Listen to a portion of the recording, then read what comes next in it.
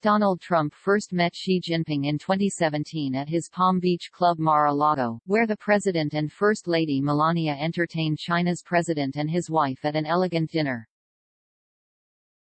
Over what Trump described as a beautiful piece of chocolate cake, he informed Xi that U.S. military forces had just sent 59 Tomahawk cruise missiles to bomb a military airfield in Syria. It was a masterful shot across the bow of the ambitious Chinese leader, who had blocked U.S. condemnation of Syrian President Assad's poison gas attack, which had killed 77 of his own countrymen, including 22 children. Secretary of Defense Jim Mattis and National Security Advisor H.R. McMaster proposed various ways to punish Assad. Trump chose their preferred plan of attacking the airbase from which the deadly poison had been launched.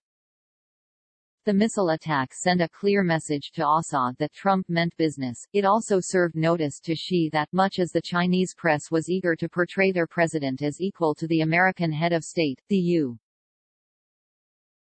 U.S. was still in charge and not to be trifled with.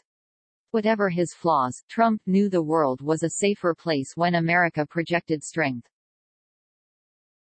Now we have a new president, one who thinks, with zero justification, that he knows better than his defense or intelligence advisors and who, ignoring their advice, has personally engineered an historically humiliating and tragic defeat to our nation.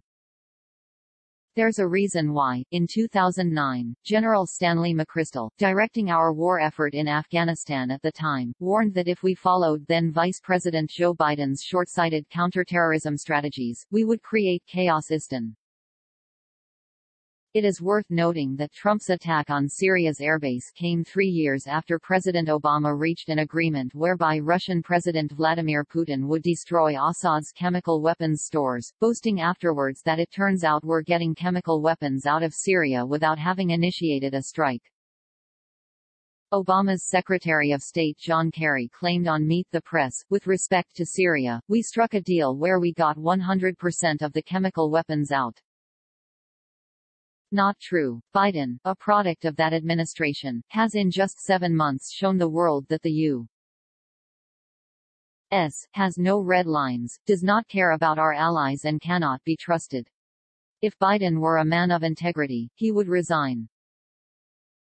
He would take responsibility for setting in motion the events that directly led to the deaths of 13 service members and nearly 200 Afghans. Unhappily, by lying about his decisions and blaming his predecessor, the Afghan military and his own advisors for the catastrophes of the past week, Biden has shown he is not a man of integrity. He will not resign. Instead, his White House will hope that Americans tire of the ongoing tragedy of Afghanistan. They will try to deflect attention from the inevitable murders of U.S. allied people in coming months and hope the liberal media plays along, burying the unflattering news.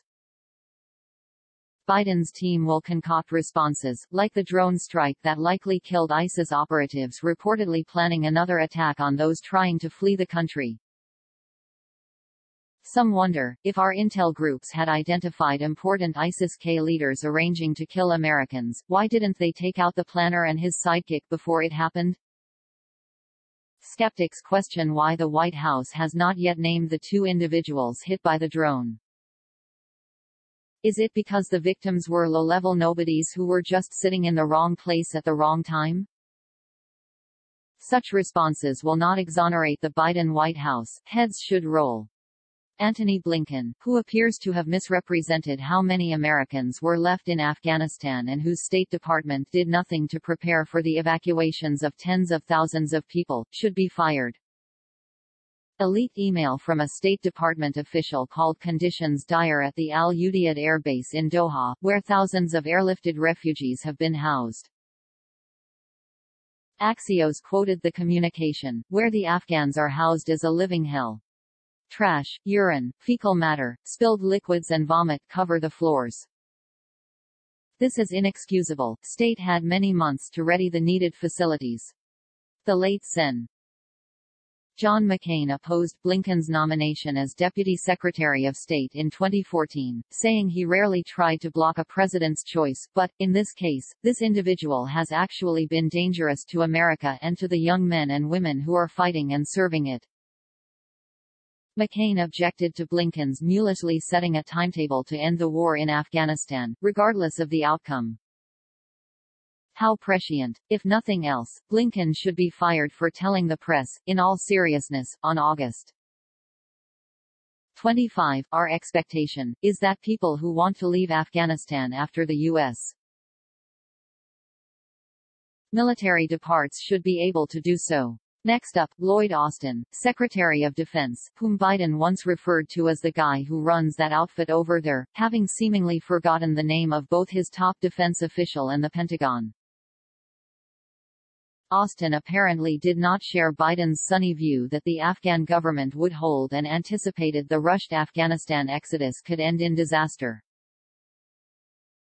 He should have but failed to convince Biden to change course. Worse, Austin admitted defeat, telling the world we don't have the capability to go out and collect up large numbers of people. This, even as other countries were staging rescue missions to save citizens unable to reach Kabul's airport. Finally, Jake Sullivan is more deer in the headlights than National Security Advisor. Sullivan's background includes penning policy papers, not overseeing military-style operations in real time. He never served in the armed forces, and is visibly over his head. Americans are horrified that we have lost 13 heroes, that our country has abandoned friends and allies, and left countless countrymen behind. They are also angry, knowing that our nation is the most powerful nation on earth, and can do better. With Joe Biden in the Oval Office, that may not be true.